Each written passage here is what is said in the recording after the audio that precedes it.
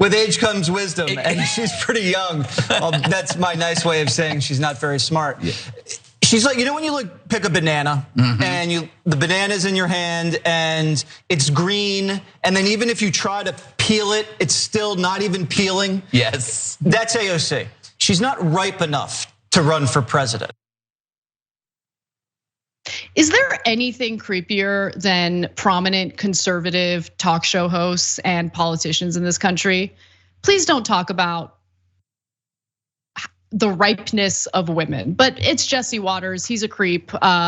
So what can you expect? So he's talking about AOC there, and he's offering unsolicited advice if AOC is considering running for president. And let's just be clear, she hasn't in any way teased a potential run for president, okay? It's something that's kind of been foisted upon her by some of her fans, maybe urging her to run, and some of the right wing thinking that she has this on her mind.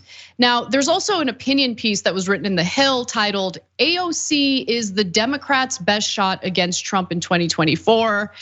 I do not agree with that. I actually don't know who I think would be the best shot against Donald Trump or Ron DeSantis, whoever's gonna run or win the Republican ticket. But that piece was written by Michael Starr Hopkins, who's a communications expert. He also served on Barack Obama's administration, or campaign, I should say, specifically campaign.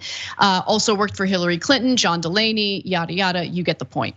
Now, getting back to Fox News, Jesse Waters' commentary did not stop at comparing AOC to the ripeness of a banana. He goes further, so let's watch. First, she has to get married. Wait, she has to plan a wedding. Or you want to plan a wedding and run for president at the same time? Oh, I see what you mean. Okay, so then her husband would have to do it and the wedding would stink. Because she just got engaged. She's engaged, yes.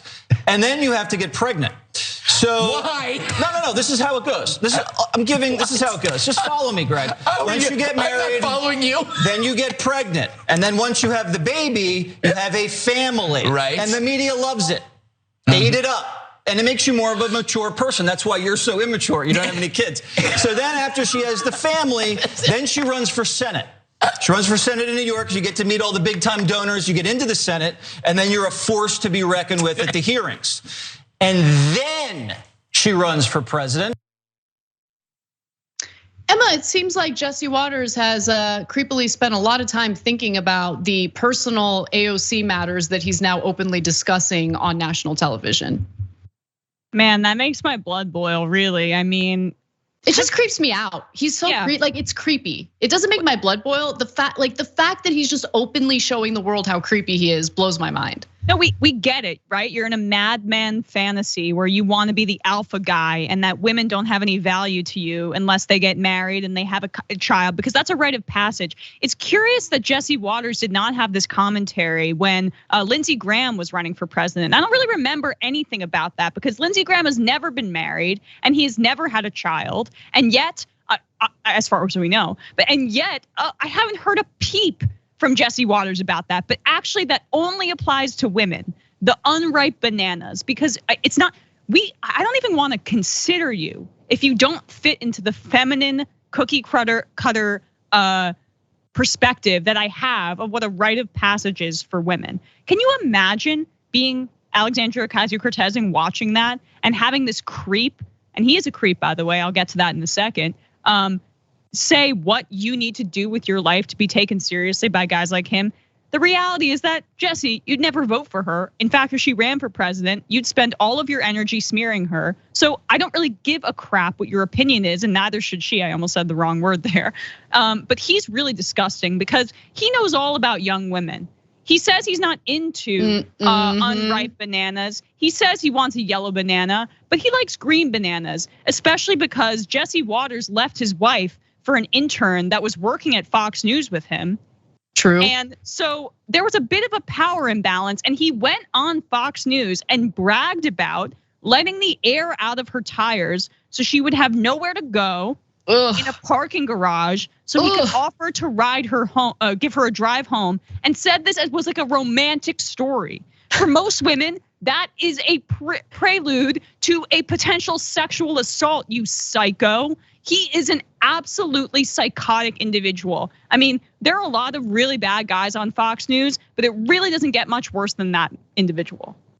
Yeah, I have to say, for all the manufactured garbage that we've heard from the Republican Party, accusing innocent teachers who want to provide a welcoming and tolerable environment for students to learn in, they kept referring to those teachers as groomers, right?